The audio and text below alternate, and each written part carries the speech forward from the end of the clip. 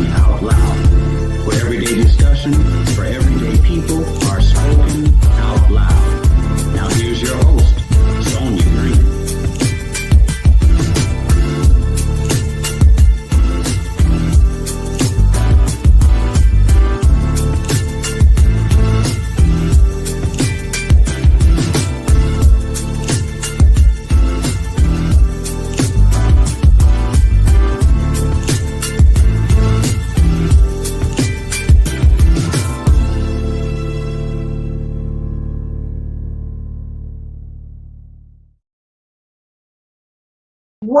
What's up, everybody? Hello, and hello. What's happening, y'all? Guess what? I'm glad to be back. I know I haven't been on for a while, been showing some reruns, but I've been out here in the streets, making it happen, making it pop, doing what it do out here. How you doing? Welcome to JTOL TV Talk. And my name is Hot Sauce. I'd like to thank you for coming. Listen, if you don't mind, can you follow, share, and like? I really want you to go on YouTube and like JTOL Productions. We got a lot of great stuff coming on. I just finished a documentary. If you all don't remember, the young man Patrick Leoya who the police shot in the back of the head, please go over there and watch it. It's going to ask you to confirm that you're 18 because they say some violence and whatever in there, but it really is, and it's a 6 minutes long. Go and check it out. But listen, we got a great subject today. And I'm so excited because, I'm always happy to have my crew on here. And they really just blow my mind. I love them. I love them to life. And so tonight we'll be talking about have Black women help or hurt the culture of Black women. For Black women, I should have said poor English. I got all these teachers on, these educators on here. So listen, I'm going to bring my first guest, E-double-E Will, the real Erica. And I have don't mess with me. I am Eboni Borden. And I got Jess all the way, all these hot climates. And so, we got the hot sauce. Who got the sauce? We got the sauce. Anyway, so what's up, everybody? I'd like to thank you all for coming on. And I think it's a great subject we're talking about. And the premise for this conversation came from Monique and DL. Monique was in the D. Listen, I had tickets, y'all, to go and see it. And guess what happened? My airplane, my luggage was late. My airplane, I was on time. My luggage was late. Just totally disrespectful. But in any case, I didn't get an opportunity to be here for all of that. So, look, all of that happening then, all of that drip that was going on during that time. So, but we heard some rebuttals from what DL said and what Monique said. And one of the things, what really made me start thinking about what Monique said, she said that, that she felt as though she was not covered or protected by men and Black men. She said that, but on the other hand, that mouth of hers was continually saying she started killing her own opportunity. So to me, I felt like she hurt herself at the same time, yet I understood what she was saying by no support. Yet DL was showing her support. And as we had discussed before, I think Monique needs, we know Monique needs some healing, right? So Monique, come on over, baby. I'll catch those devils out of you. But in any case, I wanted to bring some women, some sisters on, so we can talk about and it's not so much, I wanted to talk about, I'm trying to really, really frame it where I want to talk about have Black women standing up for themselves caused it to hurt Black women because we had no choice to stand up, right? And then sometimes our standing up has gotten us into a lot of trouble. Am I right about it? Anybody? It has put us in precarious situations. So I just want to kind of explore some of that, see your thoughts on it. What's your opinion on it? What's your thought? So look, I am Eboni Borden. Look at that. She got that French. What's that New Orleans last name? New Orleans Borden. That New Orleans, that Nola in me. New Orleans. They don't say New Orleans. It's New Orleans. So you really gonna start with me? What? Because you're almost as fly as me, so you had to come second. I'm just joking. So listen, I have seen this, and I didn't really know how to really frame it. Me and E Will, the real Erica was talking about it, and I was trying to frame it in a way where I felt that Monique hurt herself as well as I understood exactly what she was saying. So tell me your thoughts about, what do y'all think? Well, here, Ebony, everybody's here. So tell me your thoughts. What do you think? Could she have handled it in a better situation? Do you feel that she was out of place? Now, me personally, I would have took advantage of the opportunity, honey, blew it out, and then waited for DL so DL can be second and I can be the last one. You know. So I think we have to understand the premise of the whole thing, right? So I don't take the thought that she hurt herself. I think if we're going to have the conversation, I don't necessarily think the conversation belongs in the same pot.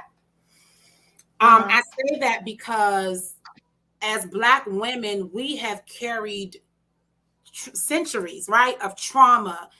We've been told to get sexually abused, molested, cheated on, violated, and keep it quiet just because, right? We've done all of those things. We've been taught those things, and we carried it. We talk about our grandparents and our mothers and our our mothers and our aunts and, our cousins. And we talk about, dang, they endured so much and they were so strong. I think that now what's happening is we are attempting to cope and live through old, outdated mechanisms. And so then we begin to bleed out in ways that look non-effective. The reason why I said that I don't think what happened with Monique and DL belong together in this conversation is because Monique and DL, if you know the history of what has happened with them, him and Steve Harvey have gone after her for years. Wow. They have gone after her. They've gone out of her mental state. They've gone after her family. They've gone after how her and her husband operate and function. They've spoke openly and they have done interviews about her. They've done all of these things. Now, if you really think about it, this really predates this predates them being on a set with each other. Wow. This actually predates. This was like one of those beefs. Y'all ever meet somebody and you like, I'm not going to get you right now, but when I get the chance, I'm going to rip you a whole new one. That's what this one was, because years ago, she was on his show, his radio show, and his assistant said something that was very disrespectful, and she addressed it to D.L. Hughley, who wasn't there at the time, and when she addressed it, he did not back her. He said, this is what we do. You didn't know? He never backed her. After that conversation happened, then he proceeded to have interviews talking about how she's going off the rails, all of these things. If you Google it, you'll find it. He's interviewing. He's talking about her. He's talking about her family. You will not find her doing the same thing in return, in retaliation. So she decided already on the lineup that when I get there, I'm going to tell him a new one. Here's what we have to understand. She's not up there as Madam President. Mm-hmm. I think we put people in places that they don't belong. She's not up there as Madam President. She's up there as a comedian, and they get licensed to go over the edge. It's the same thing about, Chris Rock. Like he talks about everybody, right? He got slapped for it. But the reality is he's a comedian. They automatically have a license to really say what most people won't say but want to say. And so she had already decided that she was going to tell him a new one by having a whole set about him. Wow. It was a 20-minute plus rant about D.L. Hughley. Then we wanted to take it and apply it to, she talked about his wife. No, she didn't. She literally just said, what kind of woman can you be to even have to have, relations with this type of man? No backbone. That's what she said. Okay. And she was really saying, like, how do you go after a woman who has done nothing to you? As a matter of fact, I saw a clip where she talked about when Mike Tyson fought. This is how long their beef is, right? When Mike Tyson fought, only 10 people showed up to D.L. Hughley's show that she was also on the lineup for. So she took D.L. Hughley and his audience to her home, fed them, and gave them an intimate show there to save his reputation. Wow. So in her mind, they were friends. Okay. And then all of a sudden you get out here as a Black man and you start asking, you allow license for people to say dumb stuff about this Black woman, if we want to go there, and you follow suit with having conversations with, you know, blogs and people like Vlad, a white interviewer, right? You have conversations with them like, yeah, she crazy, you know, yeah, who is it?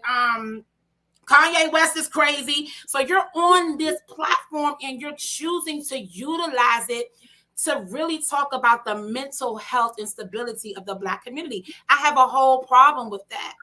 But the real issue was she already planned on having a set. Now, here's the bigger problem that I see.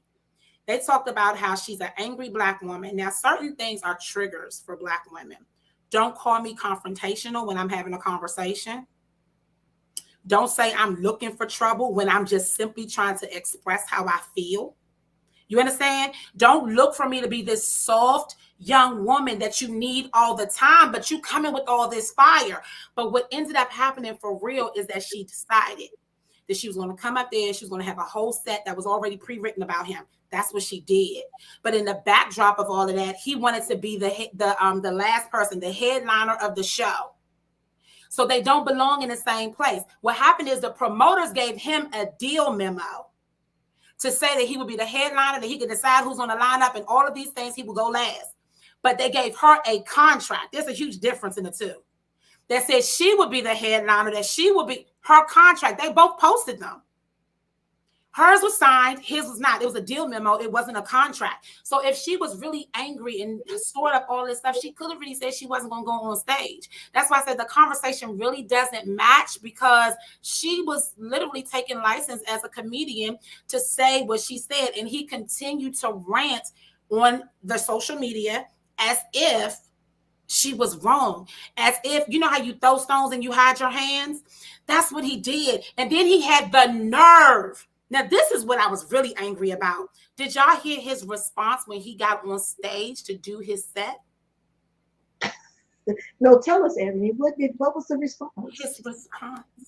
And then another Black man posted it like, look at her 20-minute rant versus his 1-minute rant. He got up there and had the nerve to say, 10 Black people killed in Buffalo. This person killed here.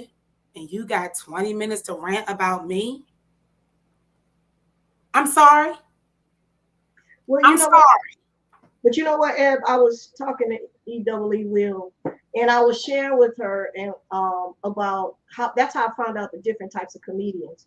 Number one, I don't think DL had the capability. As I was saying, Monique is a your mama kind of joke. You know, she'll just like, your mama this. You be trying to think of something, she'd be like, your mama, you know. DL is not that kind of cat, right? He doesn't flow like that. His is more or less, you know, it's written and he has a presentation with it. So I don't think he could have came to her like that, because he would have lost that battle. He would have, but that battle I think it was disrespectful to bring that into a conversation, what happened in Buffalo. It was extremely disrespectful. And so, but what you hear people perpetuating is this angry Black woman and how her opportunities could possibly now be shut down. But here's the reality. Yes, our behavior can shut us down, but at what point do we actually begin to defend ourselves? Even her own sister came out and said, they can shut you down. You need to learn how to be quiet. Almost like that whole white man, sit down, get in your place, don't say nothing, know your place, be quiet. But y'all don't understand the type of trauma that social media can bring when people are giving subliminal messages. Some things aren't so subliminal. They're coming after your mindset. When you're dealing with mental health, they're doing all of these things and you're like, sit down, be quiet. I'm sorry. No, you're re-victimizing a victim. Erica, Will, what's your thoughts? Cool. I was going to let Jessica go first, but so I have a background in the entertainment business. I have some credits behind my name, done some stuff, still do some things. And this particular situation can be looked at from various perspectives. I do want to say when I wasn't aware, I was talking to you earlier, that I wasn't even aware they even had a beef. When you're a public figure, you put yourself in a position where people can comment on your life and on your professionalism and what you do in the business that comes with the territory. And so when I do see people to some degree arguing or having a different viewpoint. I'm like, well, that's the business, is what you signed up for. What I can say is that from the perspective of the business, just like with most corporate jobs, it's about relationships, right? Relationship building and how you handle stuff and pleasantries and all the things. Literally, there are times when you can walk into an audition and you can, I know I've booked stuff because people like me, and I've booked stuff because people didn't like me. So making sure you have that type of decorum and professionalism is going to be a very important thing in order to keep your name in the wind or to open up doors. I think at the level that she is, she should know that by now. And also regarding what she has endured from whatever the circumstances were with her and Lee Daniels and Oprah and Tyler and all the things, one could argue from somebody who has been in the business, that's not the way you handle it, right?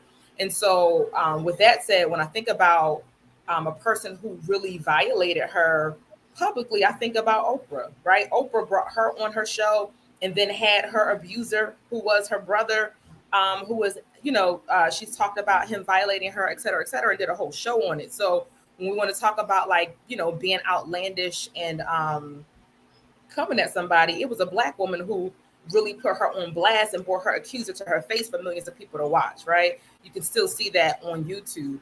The issue of the contract matter, like that's a business matter, right? Have that conversation in private behind closed doors. It's one thing if that business matter was discussed in public, then cool, handle it in a public way. But if I was a promoter or even somebody who does stuff, when I have conflict issues with stuff that's going on in my experience in the arts, I'm not having that conversation in public. I'm just not doing it. That's just not.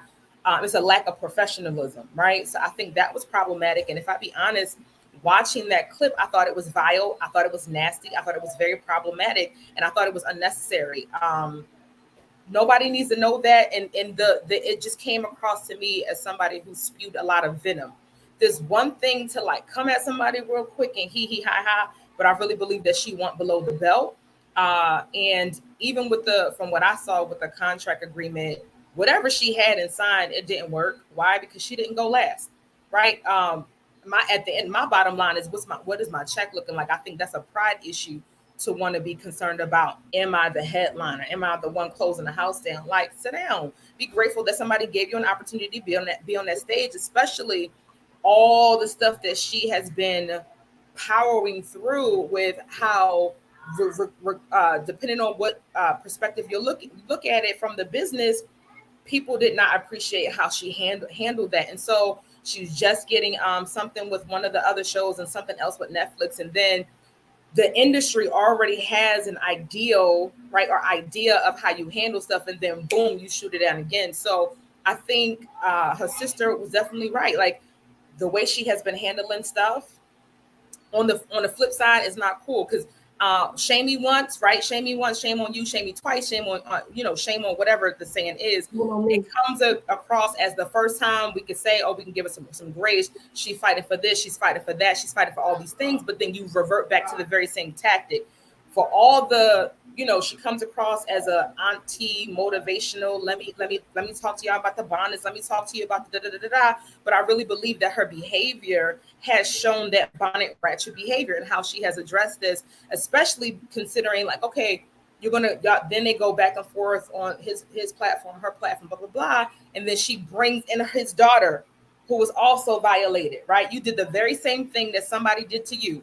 Oprah brought you on her show, brought your abuser. Now you were digging through crates of Sway's show to then expose a very intimate situation that her father just spoke on really briefly to talk about a violation of another Black woman, right? So I know at some point, we all got trauma. We all got a story. We all got something that hasn't been pleasant. We live in a fallen world. But at some point, it may not be your fault, but it is your responsibility, right? To get healed, to move past, to really be an example of what you said you are, or how you've done what you've done what you need to do in order to move the conversation forward. So I feel like it's a double-edged sword when you look at the whole matter. When now bringing it back to how you handle our Black women protected, you can argue either or, right? You can argue it from a generalized perspective or an individualized perspective when in relation to her. I would say no. I mean, I would say, yeah. I mean, she has a husband. Her husband is her covering, right? So when I'm thinking about a level of protection as a Black woman, that should be her first line of defense.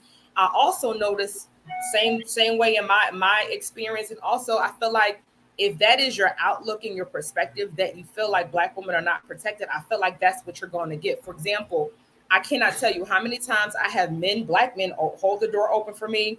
Do you need help with your bags? Blah, blah, blah. And I mean, I live in Chicago. Like, this happens to me very frequently. So I feel like if you carry that chip on your shoulder, or, you know, all the trauma or whatever, then I feel like that ultimately becomes your outcome. I have women who say, ain't no good men, blah, blah, blah. But they end up with Pookies and Ray Rays all the time, because in your mind, in your subconscious, that's what you've been telling yourself, right? So I think you could argue either side. I think when you do come to the hold on, to the whatever, defending yourself, it's one thing to defend yourself, but I really believe from what I saw and how I perceived it, that she exemplified that stereotypical Black woman, angry, bitter, vile, aggressive, and all the things. And I didn't think that was necessary at all. I thought it was another knock to her character, and another knock, as you know, she's a person that helps to control the narrative of what people see about us, because she's in the media, she's a public figure. There's another thing. I have a sidebar. I remember when Precious came out, had a friend from West Africa. We went to go see the show, the movie. And when this happened, he was like, yo, dang, she really is, you know what I'm saying, similar to that character that she played, because all he knows is where he's from the Congo, coming here, seeing her in a movie, and then seeing her character be very similar to what she portrayed on screen. So it's definitely layered. You can look at it from several different perspectives, but I think she missed the mark big time with this one. I just wanted to really briefly just say that I think, just like Chris Rock, honestly, in the industry, you know the type of person you're about to get. Monique has never been, I saw somebody say, not my auntie, right? You remind me of that basketball player, what's his name, Charles Barkley, I think, who said, I'm not nobody's role model. Like, he put it out there. He was like, don't look at me, because I'm out here to be a basketball player. They pay me to play basketball. They pay her to do jokes. And so I understand that. I understand all of that. But I also think that you look at Will Smith. He was out here talking about how he's living a kumbaya life, right? How he's healed from all this trauma, and how he's young lay hoy and curing his whole life. And then he gets on screen and loses it. These are not people that are asking to be role models. I think that we have to put people exactly where they belong. You can be somebody's auntie if they aspire. Maybe they want you to be their auntie because they just as ratchet as you, right? Like that kind of thing. But like somebody said in the comments, not my auntie. She's known to have certain type of relationships, right? D.L. Hughley has openly spoke about that. I think that we have to get to a place where somebody has to say, sis, you know, like literally, not openly. I actually think that what her sister did hurt her woman on woman Black. I think that relationship, that to me was venom. She was absolutely spewing venom. But my question would be, Erica, you're in the industry and you do all of those things. But what if nobody really knows Monique's mindset? What if her mindset is, I mean, she's gray now. She's older. You know what I mean? What if her mindset is now, I feel like I'm wasted out. So let me go ahead and shake things up like I've been shaking things up. But while I'm on my way out, I'm going to continue to shake things up. But I don't care about being on, like, I don't care what opportunities are being shut down. You're going to remember me. Like, I don't care if the industry knows my name anymore. You're going to remember me, because what you will know that you won't respect me. What if that means more to her, right? Whether it hurt her or not. I happen to feel like D.L. Hughley, Steve Harvey, people say vile things all the time. Simone, they are on there saying whatever they want. I've never known Monique to get to anybody's stage and not make me cringe. I just have never. Yeah, they pushing the line and being derogatory, I think, is one thing. But it seemed like it was venom to me. Like, you could tell for me that it was very personal, and she seemed like she was hurt. And because she was hurt, she should have probably left the stage and exited the stage left. It's one thing to you know, talk nasty like they do. And so just history, she was on a show with him and his team, and they played I Would Rather. I don't know if you ever played that game. I don't even let my kids. I'm familiar with the game. Yeah, they played I Would Rather. And so on the show, the lady asked her, would you rather have your husband sleep with Lee Daniels Ooh. with a condom or sleep with, I can't think of this lady's name, but she's beautiful. She's an author. Or sleep with this author without a condom.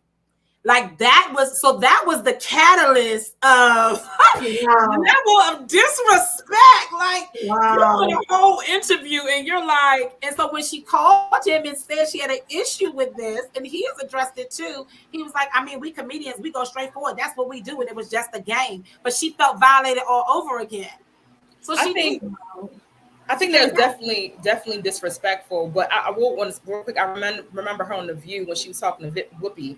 We got to do all this for our Black sisters coming behind us, and da da da da da da da da. So I think, like on one end, you want to do something for the culture and help people coming behind you. On the other end, you like, don't look at me as whatever.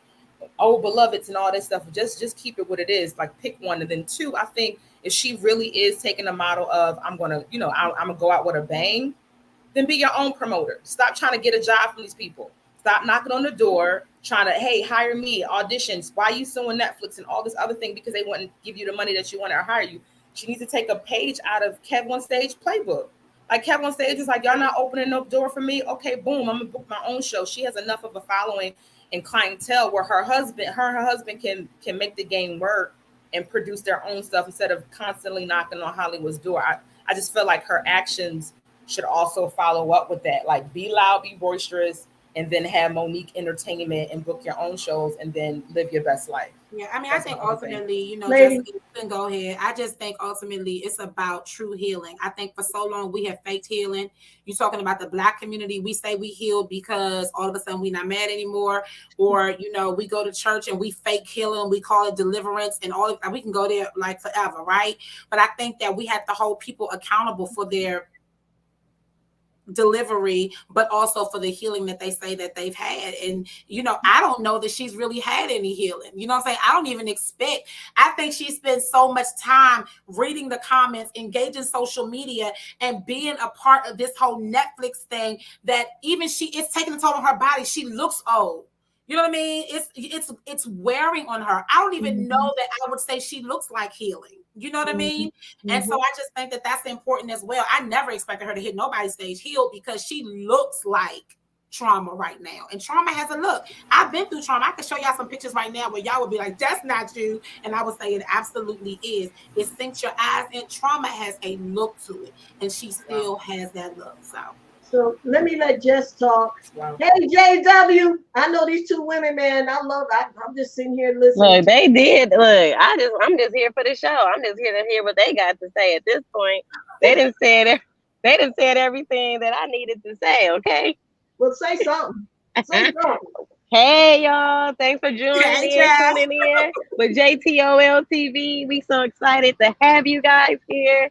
You know, Erica, y'all, Ebony, y'all got this going on. Okay, at this point, I mean, y'all done already said everything. Don't try. Don't try. We want to hear the Y'all way you did. say it. Nobody can say it the way you say it. We wanna hear Right. More. I honestly feel that with her situation as a whole, with her situation in DL, I just felt like that was unprofessional and it could have been handled just like Erica said, you know, between them, amongst them and their people. You know, it didn't have to be they didn't have to involve all of us in all of this. You know, like, but that's just what it is. You get what you get. But I wanted to share recently, I just had a conversation with my husband about something similar. And I was watching a live earlier. I don't know if anybody follows BMAC Wright, but she was talking about earlier about how so many of us basically we just continue to feed these people. We continue to feed them and their basically displacement. And I'm trying to say it what I was saying it, but you get what I'm trying to say. You know, we're feeding their mess constantly instead of actually standing up and saying something about it. You know, we're afraid of their reactions. And so I feel like if we continue to, you know, allow people to just do and say what they want all the time, like we allow this. we give comedians this, you know, they get this whole ticket to say and do what they want.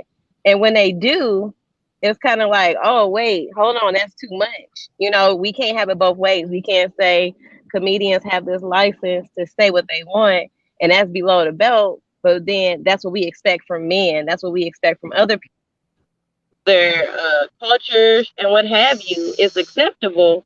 But when she does it, it's kind of like, she went too far. She shouldn't have brought DL's daughter in. But they do it all the time. So at this point, either we're going to give these people the license to do what they do and just let them be them, or we're going to say, hey, you know what? Let's change some things. You know, let's have more respect. You get what I'm saying? So I kind of feel like it comes with the territory. You know what you're going to get, whether it's her or somebody else. Her, Fred Sanford, all these different people, if you will, they all do it. It is what it is. And a lot of these people are known to have some kind of mental illness. They all dealt with trauma. They all have something connected to them. And, we are enjoying, what they're doing. But at their expense, these people are still hurting. These people are unhealed. These people are still, dealing with trauma for however many X years. These people are being triggered, and in their responses, they're responding as a joke, as a defense mechanism, right? But really, they hurt. They hurt, and they need help, and they're crying for help. So, from my point of view, in that particular instance, I feel like, you know, I really don't have much more to say about that than what they've already added. Like, we give them the license to do that. We expect her to do that. But because social media is just so wide and it's just so easy to access right now, I feel like we're just more privy to her crazy than we was back in the 90s. Yeah. You get what I'm saying? So she probably been like this the whole time. We just didn't know outside of what we read in a newspaper or what we saw on Black Planet. I mean, just being honest, right? Black Planet. So, of course she could have handled things differently. But what if she was never taught that? What if the people around her in her camp are telling her, girl, keep doing you? It's all yes people to her ear. And if somebody stands up and tells her, hey, you wrong, she automatically coming for them. Because with my personal experience, when you're dealing with somebody with a mental illness, I'm not saying she got one or not. The minute you stand up and say something to them, they sometimes fixate on that person. And you become that attack. You become that person for them, So I don't know what homegirl dealing with. But whatever, we all can see she needs some help. But so many other people do too, not just her, right? And I don't think that she has anything to do with Black women, because she don't speak for me or any of y'all on here, right? So I feel that I've seen recently more women of color uniting, more women coming together and loving each other and uplifting each other now than I have in my entire life. So I can't say that this situation even has anything to do with that, right? But that's just my opinion. So that's what I have for right now. Yeah, just the only if y'all see me swatting, y'all, these bugs coming for me. I'm in my daughter's track meet. Y'all gotta excuse me. They coming, y'all. You only been here 16 years, so but let's just explore some things. So we talked about DL and her and her situation. I thank Ebony. I thank you for dropping us some history. EW, Erica, I thank you for dropping some history, and all of you are just dropping your perspective. So, but I want to tap into something. So we all said, well, hey, I see more Black women coming together, which is true. But I also see a lot of Black women not together. So, but her thing was, I want to talk about something that she said. She felt that, and I think one of you all touched on it. I don't know if it was E-Will or Eb. She felt as though she did not have that support of Black men. That, and I think it was that Ebony said she was on Oprah. Was that you, Erica? That was Erica. That she was on Oprah, and Oprah victimizing. We know, and even if we look back at one of the shows I did when we talked about molestation, how the victim now becomes the one who grooms everyone. So we know that Oprah was molested, right? Absolutely. And so now we see her doing the same thing to Monique. And then Monique turns around and does the same thing to DL's daughter. And if we don't know if DL's daughter got help, we don't know that. And just say she turns around and does the same thing. So do you feel that I felt that could have been handled? If we're going to play your mama, I'm not going to bring in anybody because, you know, your mama's so fat, you know, when she turned around, you know, whatever. I don't know. No. I'm not a comedian like that. So I felt when she, you know what I'm saying? So do you think, so just thinking about all these black women out here dealing with this type of trauma. So, but we don't know it until, I think one of you all said, until we're triggered. So for her, that was a trigger, what DL has said. And so, and then because she's on a different type of platform, people begin to say, oh, she's an angry black woman, or she's this and she's that. So when we're talking about helping, has that, I think that kind of hurt because she's on that platform, because we know everybody, well, you know, it's always news, until the next news story, right? Until the next news cycle. So, but those that keep it in their mind, how could we, do you see black women when they see that, how many you think that agree with her or that out here hurting and have take that same stance and say, well, she should have said this. How can we do something about that? How can we change the thought processes and the mindset of that? Because I keep hearing victimization. I think You know what I one mean? thing we have to look at is there's something to the post that her sister did, right? We lost it in everything in the beginning of the post. Mm-hmm. The sister addressed the fact that Monique does not check on their dying mother. Mm. We missed all of that. In the midst of all of this confusion, in the midst of Monique go in the corner, sit down and be quiet, we missed that one statement where, and it's unfortunate that the sister didn't have the language to say that, right? Exactly. So it was really unfortunate. So what ended up happening, the whole DL Hughley thing and her response overshadowed that. But someone who actually looked into it would see that she said, instead of doing this and doing this, because they can make you sit down again, learn how to close your mouth, blah, blah, blah, blah, blah. Use that energy to check on your dying mother that you continue to neglect. Mm. When you look at that, my eyes shot there. Mm. Because if you can neglect your dying mother, and it's not because you're too busy, because you've been on the road, because you ain't had no work. Mm-hmm. So something is broken.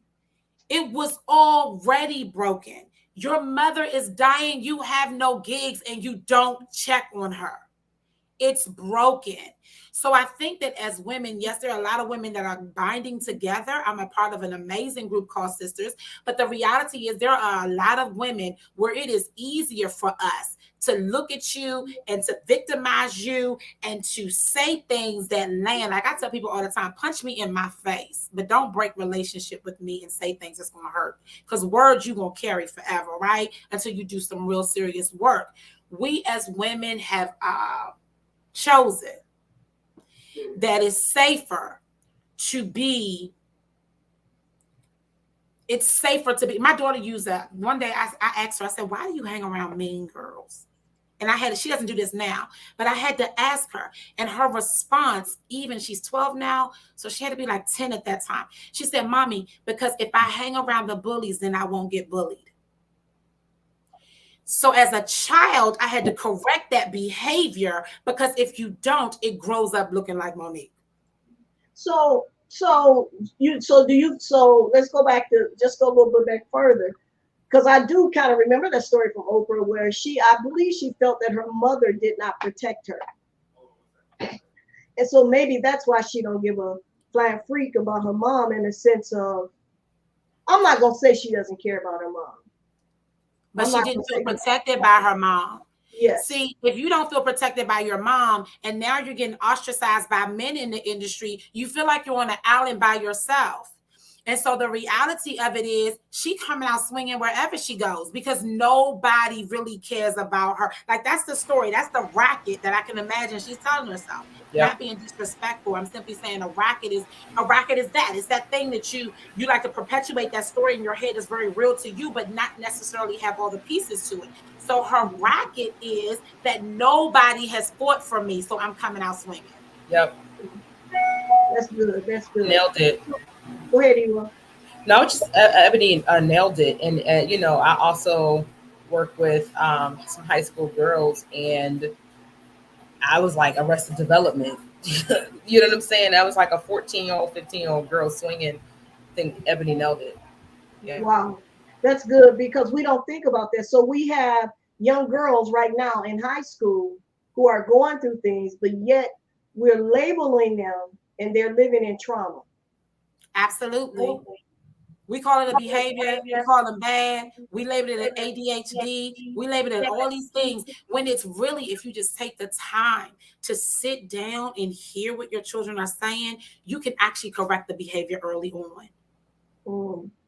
So listen, guys, we're going to take a commercial break. Hey, y'all, thank y'all for watching JTOL TV Talk. I wanted to talk, our discussion is, we're having a discussion about have Black women help or hurt the culture through some of the trauma. I know I didn't add that, through some of the trauma, and we don't realize, we're kind of looking at that, we don't realize that it's trauma. We're kind of looking at it from Monique's situation and understanding how she handled this situation and the trauma in her life, which caused her to lash out with DL, which basically caused her to lash out with a lot of people, not just DL. I just think DL, as Ev said, that she was like, I'm tired of this. So anyway, we'll be right back after this station identification. Thank you for watching JTOL TV Talk, where I am your host, Hot Sauce. Who got the sauce? I got the sauce. Anyway, we'll be right back after this commercial break.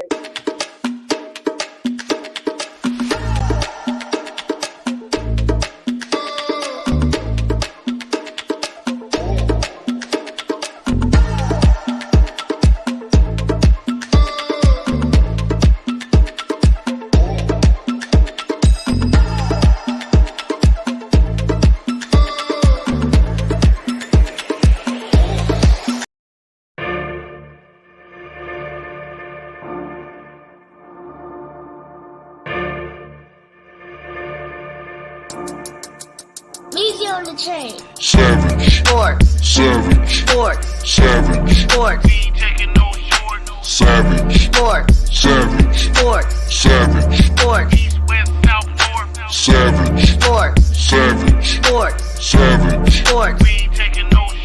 Savage. Sports. Hey, what's up? I'm Coach E, the owner of Fit Habit Fitness and Supplements. Most of our clients come to us because they don't have time to get to the gym. They hate sharing equipment at the gym. They need more accountability. They need someone to prepare a meal plan and monitor their daily food intake. They hate doing cardio all day. They hate drinking shakes all day, and they want real food. They need to lose more than 50 pounds, have small children at home. They want not just a six-pack, but they want their life back. They want to build confidence, look great, but also feel great. They want to lose the weight and keep it off as a lifestyle change. Get off the high blood pressure medication. The list goes on. Our online training is a new and exciting way for me to offer cost-effective fitness and nutrition, life-changing transformation coaching for the entrepreneur who works from home, who needs an effective program without the limitations and expenses of the gym. Our coaching program can be utilized by anyone, anywhere, offering convenience, responsiveness, flexibility, and accountability. Best of all, I can empower my clients with more accountability and support than I ever could in person. So I want to talk to you today. Let's schedule a free consultation and goal assessment so I can see if you will be a great fit for our fitness and nutrition coaching program. Click the link below to get started today. Let's get fit. Peace.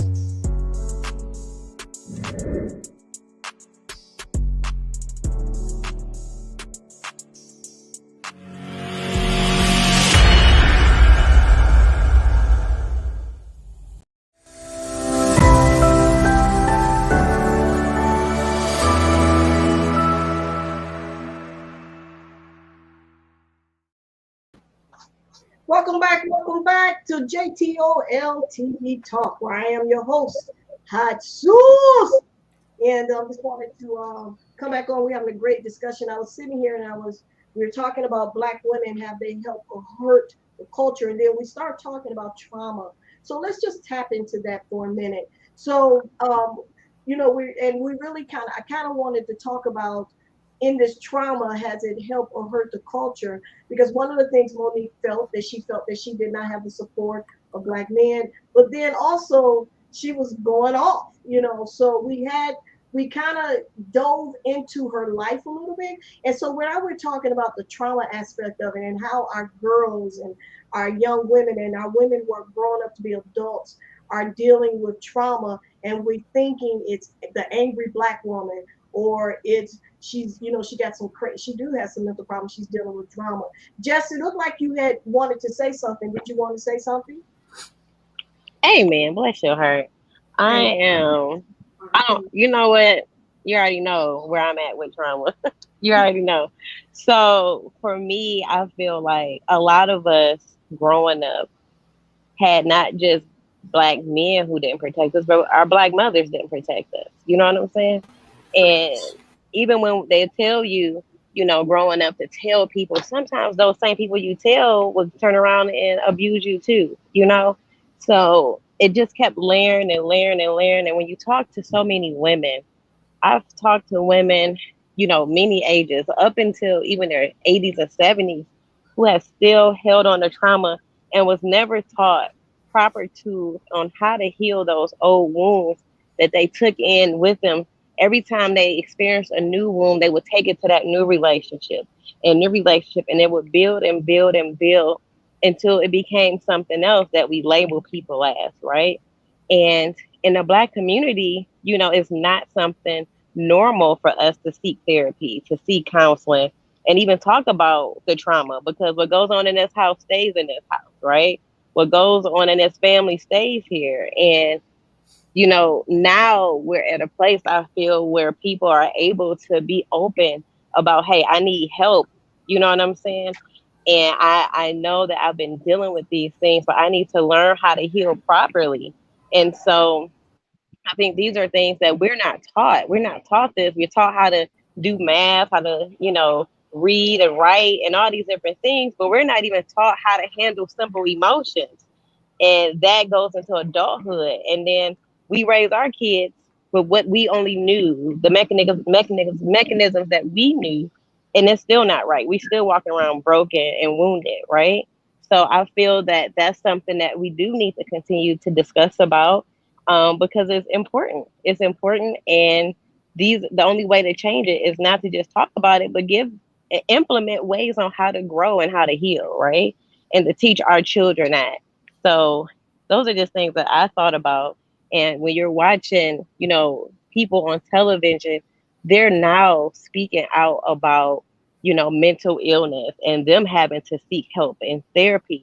And so I feel like because of people in those places that have a voice, that have a platform, where people are looking up and listening to them, it's allowing those other people who would normally listen to somebody, let's say like at church or whatever, in small groups, like they're listening to these people thinking maybe I do need help. Maybe I should seek out and speak to somebody, or surround myself by, with groups of people, women, men, whoever, that can really help me grow and help me on this journey as I heal. So that's what I have right now. I'm sorry, y'all. I'm watching these kids at the track.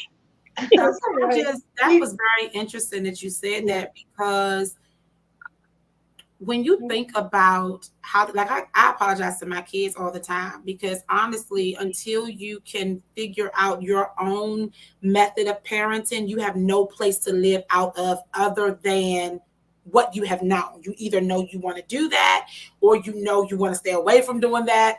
All of those things come into play. And you have, great grandma, grandma, who were what we would identify with as kept women, right? And so they didn't really protect us because they were kept, right? And I think that plays a huge part. I also think that the lack of education amongst the community about mental health is huge. I was watching a Facebook post the other day, and it literally was thousands of comments on this Facebook post. Now, if I was not a tough cookie, I probably would have folded. But what a guy put up there, the post said, what is depression? I didn't even know that was a real thing. I just thought you could choose joy. They went in. The women were under his post just going in, but they were going in from a place of hurt. That tells me that you've dealt with depression, right? And so I was taking the high road. I was like explaining to him the difference, right? But also explaining to the women, like, you guys are fussing with a guy who literally lives from this place.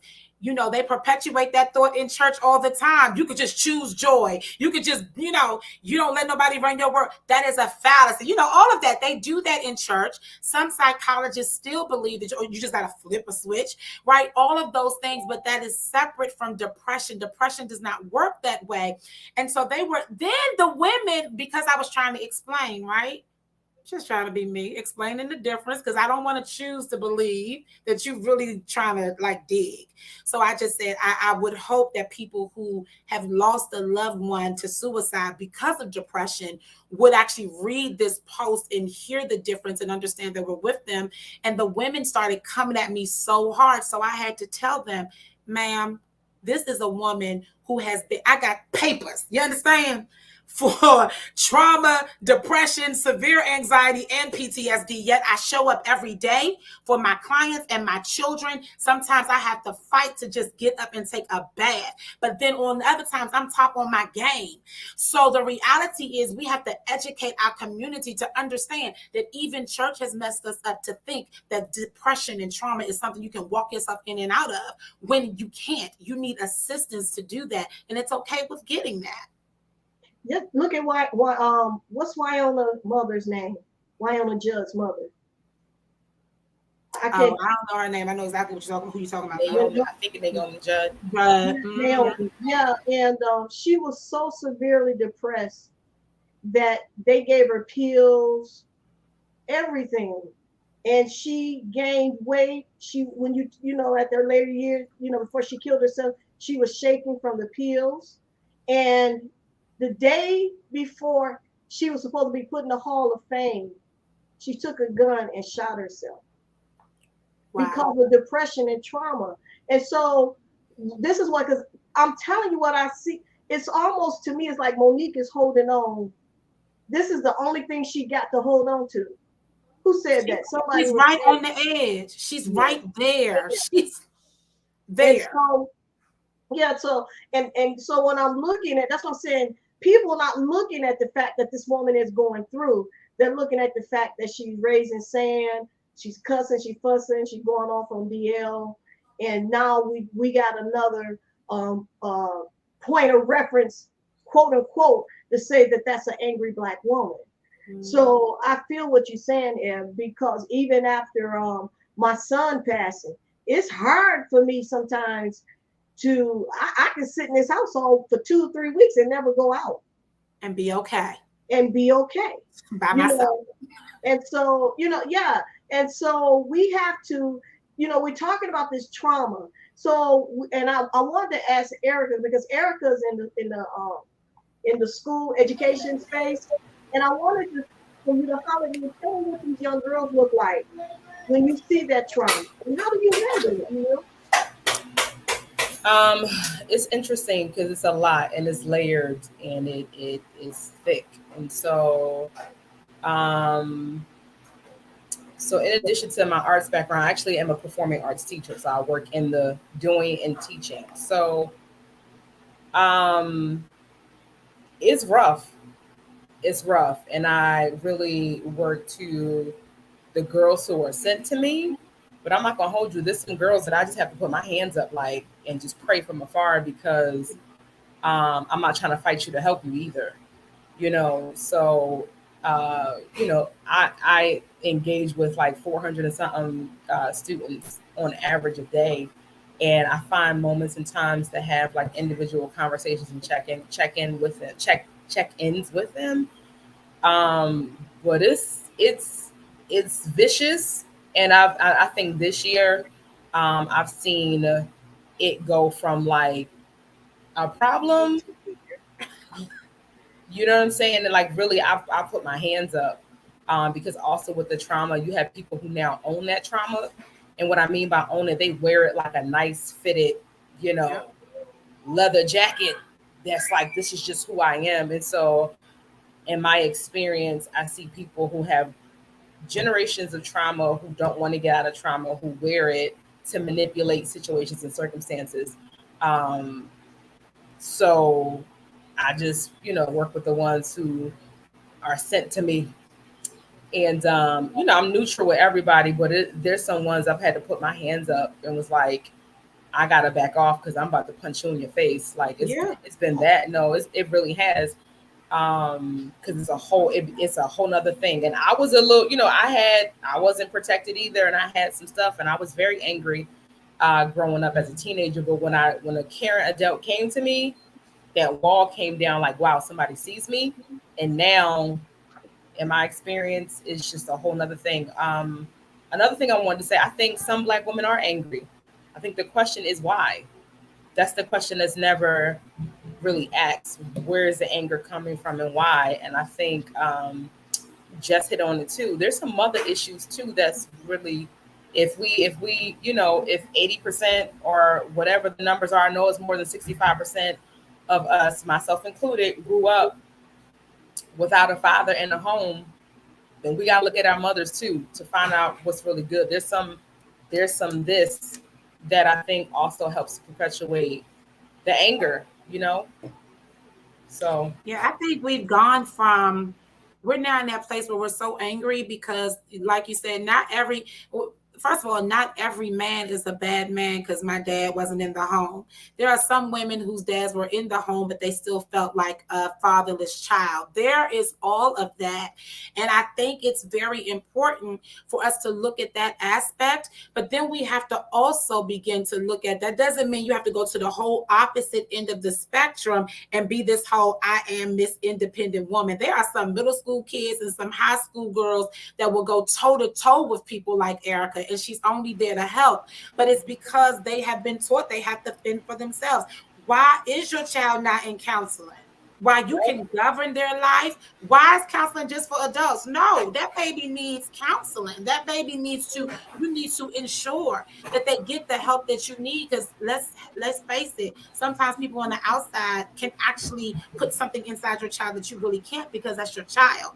And so I think that we have to look at all of that. All Black men are not out here deadbeat dads. There are a lot that are. I'm not going to stand down on that.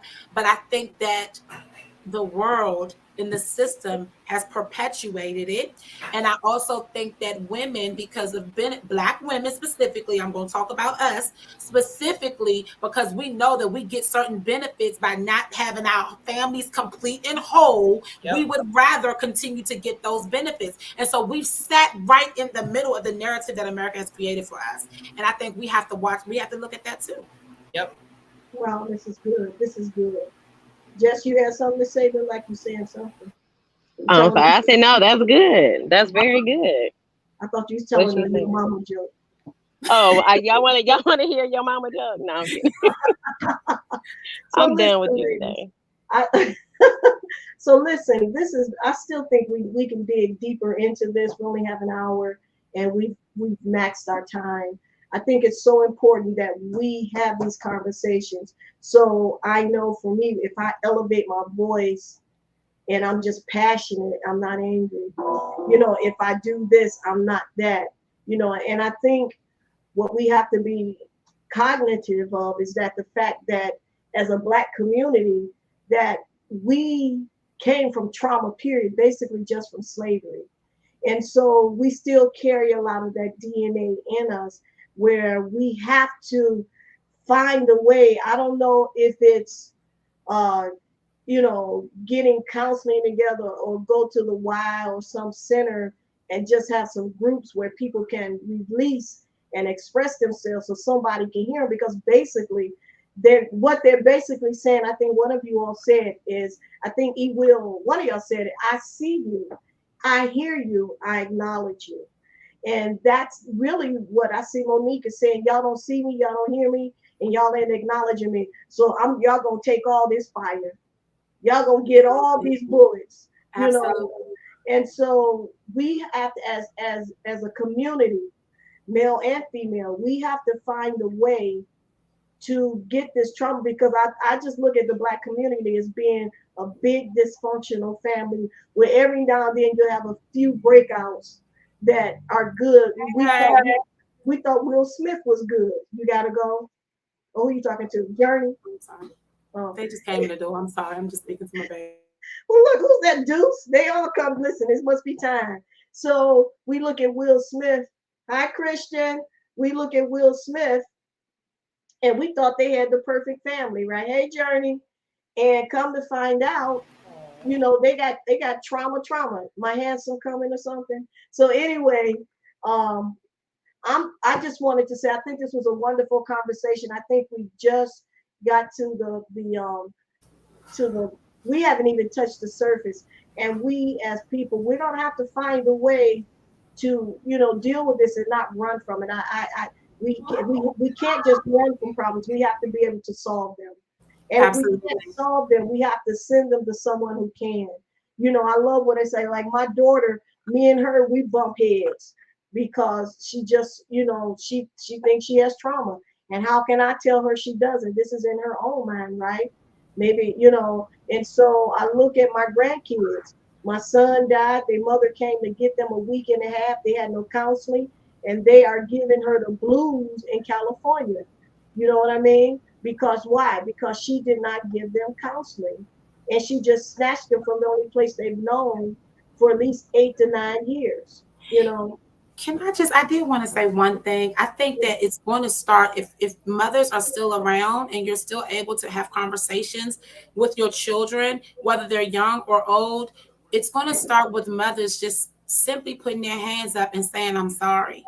Like I can remember, like I was walking with my mom one day and I didn't even realize I was holding anything. We were at FedEx Field and we were walking around the field and I was walking a little faster than her. I mean, I'm younger than her. So I was walking in front of her. But to my mom, she wanted that bonding time, that moment. And so what she said was, Ebony, do you resent me? It took my breath away because I never thought about it. I never thought about the fact that my mom and dad gave me a really good life. But the reality of it is my entire life, I had a brother who was terminally ill. So a lot of their attention went to him. So I really never knew that I was holding anything. But it was certain interactions that we were having that as a mother, she just had to say, I'm sorry. You resent me. I'm sorry. I didn't even realize that I was coming across any kind of way. So if you have your daughters around, if you have your sons around, it's going to start with you just saying, I didn't mean it. I'm sorry. I didn't know that I was raising this or that I was putting this in you. I'm sorry. I didn't mean to portray this type of person in front of you. I'm sorry. I didn't mean to stick around with your daddy for so long. I'm sorry. I didn't know that it was going to hurt you more by sticking in there than just walking. Wow, that's powerful, Ed. I'm sorry. With people to raise our kids and just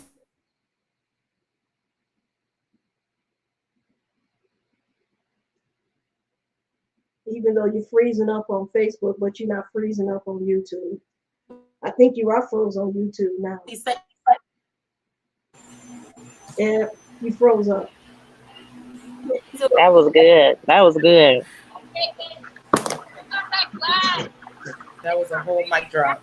Yeah, yep. Those two words is what can help start the healing process in so many people, so many relationships, especially mother-daughter relationships. It's what healed me and my father. It's what healed ours when he told me he was sorry. So this is it right here, y'all. This is it. Wow, that helped me. Look, there's 2 mic drops on that one. Thank you, Ebony. Even though we missed some of it because you froze up, and but what you did say was very powerful. Very. We listen. There's no more to say after that, right? Wow. So wow. All right. See, this is why I hang around there. These brilliant women. I just try to sit and glean at their feet, y'all. So listen, thank you, ladies, for joining us on JTOL TV Talk for this wonderful, wonderful, needed, very much needed conversation. I thought perhaps we probably need to come back and have another conversation about it, but I don't think so. I think Ebony wrapped it up in a bow and sat it on your porch, and it's up to you now. Don't be so prideful with your children. Now, what I'm going to do, I'm going to tell my daughter I'm sorry because I have no idea. She has a good life. And but I don't know, because we all see things, we're all standing on the same porch, but we see the same incident differently. So go and make that change. You know, kill your flesh. It ain't gonna hurt you. I'm the mama. Right? But go and make that conversation, you know, because life is too short. And listen, since my son passed, I see life totally different. And I just don't have time for a lot of these things. But we're gonna put these ladies. I'm gonna send you. You guys. I'm gonna send you to the green room. Don't eat all the food. I want to thank Erica, the real Erica. I want to thank the I am Ebony Borden from all the way. Sound like she live in Brooklyn. Y'all be here. Y'all ain't supposed to spend time on the phone with Ebony. Ebony sound like she's a New Yorker. And Jessica. So I'm gonna put you guys down in the green room for a second. I'll be right back with you.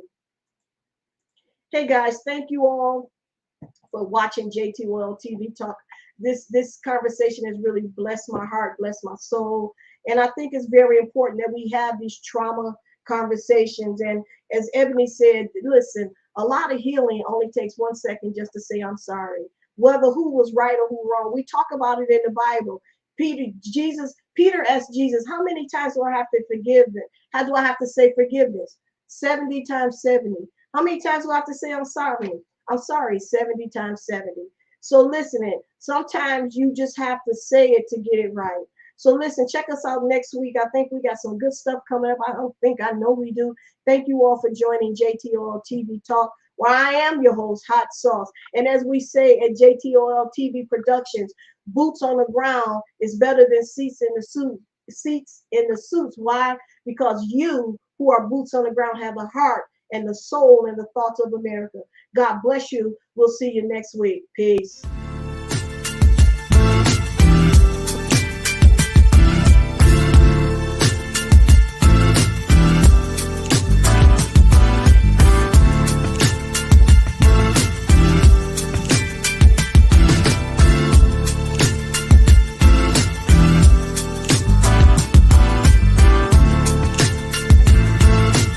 Join us here next time on JTOL, Just Thinking Out Loud, where we ask and answer questions